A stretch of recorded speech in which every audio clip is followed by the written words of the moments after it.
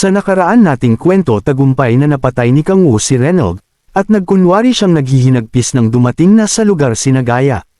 Ngunit hindi inaasahan ng ating bida ang biglaang pagpapakita ni Tyrion, na nag-aapoy sa sobrang galit dahil sa pagkamatay ng kanyang anak na si Reynold. Nag-aapoy ang mga mata nito sa galit na sinisigaw ang bagsik ng kanyang paghihiganti. Hindi naman agad nakaimik si Kang Wu dahil sa pagkabigla, malamig pa siyang pinagpawisan at naramdaman niyang may hindi tamang nangyayari. Bago niya patayin si Reynold sinuri niya muna ito at napag-alaman niyang putol ang koneksyon ni Reynold at Tyrion, ngunit ang ginawa niyang pagkukunwaring paghihinagpis at pagtawag kay Tyrion ang nag-ugyuj dito upang magpakita. Nakiusap si Gaia na kumalma muna ang warrior god, kaya't mahinahong tanong ni Tyrion kung kilala ba ni Gaia ang pumatay kay Reynold. Sa oras na yon agad na pagtanto ni Kang Wu na hindi alam ni Tyrion kung ano ang tunay na nangyari, kaya't bahagya siyang nakahinga ng maluwag matapos matakasan ang mas malalang bagay na pwedeng mangyari. At upang siguraduhin na totoo ang kanyang hinala agad niyang sinabi na si Velzahart ang magkagagawa ng lahat, at nagkunwaring hamibi kasabay ng pagpapakita ng kalungkutan. Sinabi naman ni Tyrion na imposible ito dahil agad niyang malalaman kung si Velzahart ang gumawa niyon, at dahil doon agad ding sinabi ni Kang Wu na ang pumatay kay Reynold ay walang iba kundi si Satan. Nagpaawa pa ang mga mata ng ating bida na tiningnan ang warrior god, ngunit nasa isip niyang maaari niyang gamitin ang pagkakataong ito upang pagtakpan ang kanyang ginawa. Lalo namang yumigting ang galit ni Tyrion sa demonyong si Satan dahil sa inakala niyang pagpatay nito sa kanyang disciple. Nagnangalit pa ang kanyang mga ngipin habang paulit-ulit na binabanggit ang pangalang Satan. Malakas na pinakawala ni Tyrion na naipon niyang galit sa pamamagitan ng isang sigaw, at doon naramdaman ng ating bida ang lakas at kapangyarihan ng isang warrior god, habang ipinaalam naman ng system na nakadirekta ang galit ni Tyrion sa baliw na si Satan. Malawak na napangiti naman si Kang Wu at tuluyang naglaho ang kanyang alalahanin. Sinabi pa niya sa isip na palaging gumagana ang pangalan ni Satan upang makalusot siya sa kanyang ginagawa. Tinanong ni Tyrion kung totoo bang nakikipaglaban ang mga Children of Gaia sa mga demons.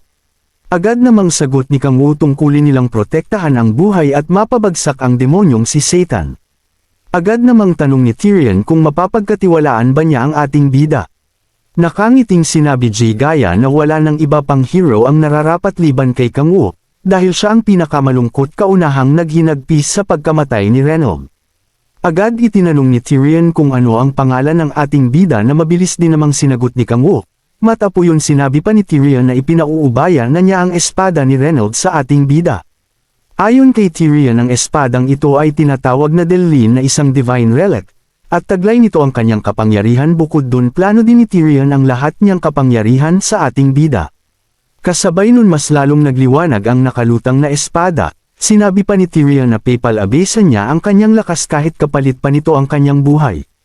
Agad nagbigay ng warning ang system sa panghihimasok ng Tyrion God, at isang bagay ang ginawa nitong hindi mapipigilan ng sinuman, kasabay ang pamemorsa upang mapalabas ang kanyang buong kapangyarihan. Binalot ng malakas na puwersa ang lugar kasabay ng malakas na sigaw ni Tyrion. Tanda na sinimulan na nito ang kanyang layunin kaya't napasigaw na lang din ang tatlo na sinubukan pa siyang pigilan. Natulala naman si Kang Wu dahil hindi man malawak ang kaalaman niya tungkol sa system, ngunit nasisigurado niyang kahit ang mga gods ay walang kakayahan na makita at manghimasok dito. Nagningning pa ang mga mata ni Kang Wu nang magproseso sa kanyang utak, na ibibigay ni Tyrion sa kanya ang kapangyarihan nito kahit pakapalit nito ang buhay ng warrior god. Pagkukunwaring sigaw ni Kang Wu kay Tyrion na hindi nila kayang mawalan ng great god na gaya nito. Dagdag pa ng ating bida na hindi dapat isakripisyo ni Tyrion ang kanyang buhay para lamang sa isang hamak na mortal. Ngunit sa kabila niyong determinado ang god na ipasa ang kapangyarihan sa ating bida, at habang isinasagawa ang proseso patuloy din ang paglabas ng dugo sa bibig ni Tyrion. Ayon kay Tyrion nararapat lamang kay Kang Wu ang kapangyarihang ito, dahil siya ang naghinagpis sa pagkamatay ni Reynold kaya't nais niyang tanggapin ito ng ating bida bago siya tuluyang mawala. Umastang nalulungkot at nagdadalawang isip na lumapit si Kang Wu sa espada, at sinabing tatanggapin niya ito kung ito ang nais ng god, ngunit labis ang nararamdamang kasiyahan sa kanyang isip. Kinuha ni Kang Wu ang espada at mahigpit itong hinawakan sa kasinabing sa ngalan ni Gaia, sisiguraduhin niyang hindi masasayang ang pagkamatay ni Reynold. Malakas pang sinabi ng magaling nating artista na ililigtas niya ang mundo, sa pamamagitan ng pagpatay kay Satan at sa kasabwat nitong si Velzahark. Agad ipinagbigay alam ng system na natanggap ni Kang Wu ang Hero God's Blessing, kasabay nun ang pagkamatay ni Tyrion dahil sa dinakayanang intervention nito sa system. Napasigaw na lang ang apat ng pangalan ni Tyrion ngunit habang utay-utay itong naglalaho, tumatakbo sa isip niyang nawa ay gamitin ni Kang Wu ang kanyang kapangyarihan para sa katarungan. Dahil sa naibigay niya na ang kanyang kapangyarihan agad niyang naramdaman ang koneksyon nilang dalawa ng ating bida, nakita niya din ang talino, determinasyon at agad siyang natigilan ng maramdaman ang malakas na demonic energy.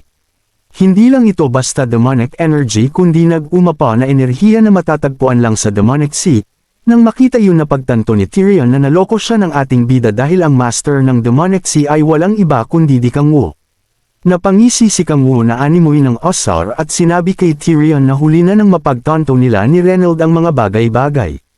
Pasiga na pinagmumura ni Tyrion sa pamamagitan ng isip ang ating bida, kasabay ang pagsisisi kung bakit niya ibinigay ang kanyang kapangyarihan sa demonyong tulad ni Kang Wu.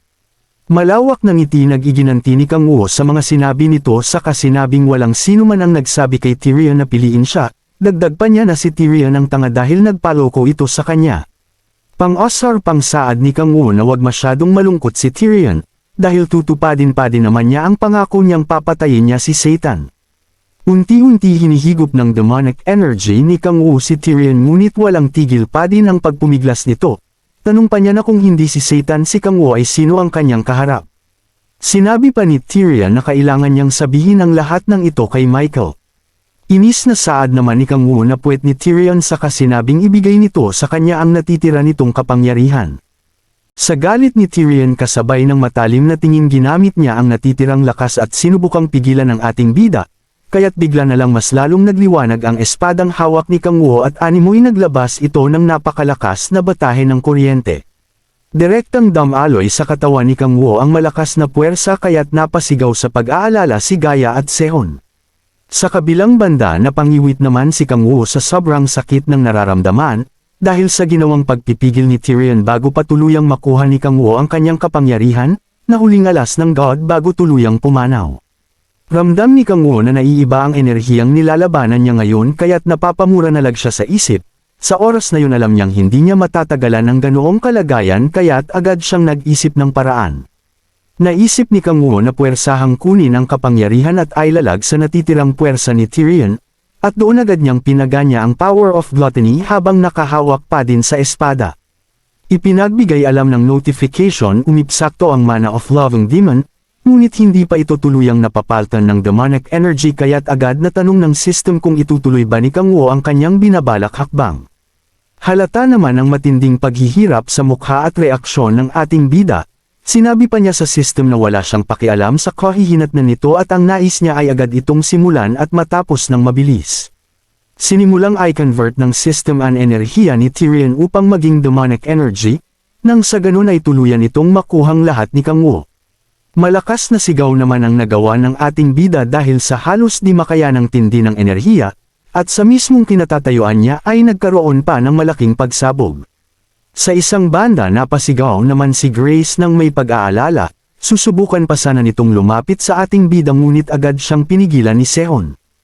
Ayon kay Sehon kasalukuyang nasa gitna ng transformation si Kang Wu, at isa sa mga senyales nito ay ang pag-aalis ni Kang Wu ng black blood upang matanggal ang toxin sa katawan. Dagdag pa ni Sehon na maaaring kapahamakan ng kahinatnan kung may manggahas man na kapitan si Kang Wu ngayon. Napasukan ng dugo ang ating bida at habang naririnig niya ang sinasabi ni Sehon, pasigaw niyang kontra sa isip na talagang itim ang kulay ng kanyang dugo. Nang oras na yun pakiramdam niya ay malapit na siyang mamatay kaya't hinihiling, na mag-cast ng kahit hilang spell ang tatlong kasamahan, ngunit walang lakas si Kang Wu na sabihin ito ng direkta sa kanila. Animoy nabasa naman ni Gaia ang kanyang isip at agad na itinanong kay Sehon at Grace, kung dapat ba silang mag-cast ng spell upang matulungan si Kang Wu. Halos lumuwa naman ang mata ni Kang Wu sa galit at napapamura na lang sa isip, nang sabihin ni Sehon na hindi na kailangan ng healing spell dahil ayon sa kanya, ang mga pinsalang natatamo ni Kang Wu ay indikasyon na lumilikha ito ng panibagong katawan. Sinabi pa ni Sehon na sa ngayon ay wala silang magagawa kundi ang ipanalangin si Kang Wu, kaya't walang nagawa si Gaia at Grace kundi ang malungkot na maghintay. Napapamura naman si Kang Wu sa isip dahil mas lalo niyang nararamdaman ang malakas na puwersa, at wala naman siyang magawa kundi ang paulit-ulit na humiling sa isip na bigyan siya ng healing spell. Ilang sandali pa at hindi na nakayanan ni Kang Wu ang matinding paghihirap, at unti-unti naramdaman niya ang panlalamlam ng kanyang mata hanggang sa tuluyang maglaho ang tatlo sa kanyang paningin. Matapos iyon ayon sa system ay tumaas ng 4 na puntos ang demonic stats ni Kang Wu, kasabay ang pagka-unlock ng mas malalim na parte ng Myriad Demon Palace. Bagaman naroon pa din ang ilang mga kondisyon na dapat makamit, narating naman ni Kang Wu ang maximum ng kanyang stats at tataas lamang ito ulit kapag nagawa niya na ang unang kondisyon. Ilang araw ang nakalipas matapos ang pangyayaring iyon nagkaroon ng kakaibang fissure sa Grand Canyon, at mula doon lumabas ang paa ng animoy isang ibon na matutulis ang kuko.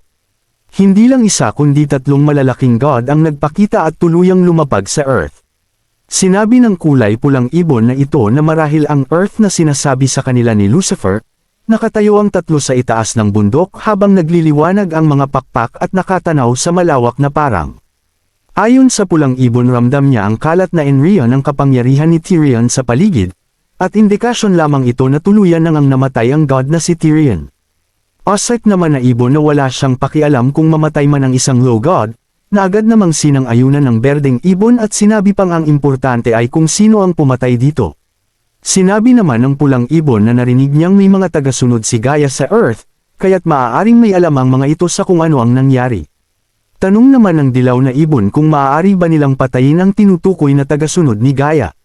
Sagot naman ng pulang ibon na hindi na ito mahalaga dahil iba naman ang kanilang pinapanigang god. Tanong naman ng berdeng ibon kung si Gaia ba ay isang high-ranking god. Sarkastikong tanong naman ng isa kung natatakot ba ang berdeng ibon sa kapangyarihan ng isang kalahating patay ng god. Mabilis namang pinabulaanan ng berdeng ibon ang bintang sa kanya at kasunod nun ibinuka nila ang mahahabang pakpak, at sabay-sabay na lumipad sa ere upang simulan ang kanilang paghahanap. Habang nasa ere sinabi ng dilaw na ibong nakamamanghang nakayanan ng mga tagal-Earth na patayin ang Gaia ni Tyrion. Inis na sagot naman ng pula na kung hindi ito nakamamangha at hindi sila mag-aaksaya ng oras na hanapin ang may gawa nito. Layunin ng 3 ibon na mahanap si Satan na inaakala nilang may kagagawa ng pagkamatay ni Tyrion, dahil batid nilang magiging tulong siya malawakang pagsasagawang plano ni Lucifer.